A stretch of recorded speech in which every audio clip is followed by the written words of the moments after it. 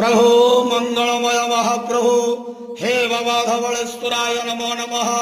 दीपं ज्योति परम ब्रह्म दीपं ज्योति जनार्दन दीप हरत मे पापो पूजा दीप नमस्तुते। धवलेश्वर महाप्रभु संसार सुखी रखंतु। आज शुभ मंगलवार रे समस्त श्रद्धालु भक्त मानकर मंगल करंतु। समस्त श्रद्धालु भक्त मान को आशीर्वाद करंतु। मनस्कामना पूर्ण करंतु।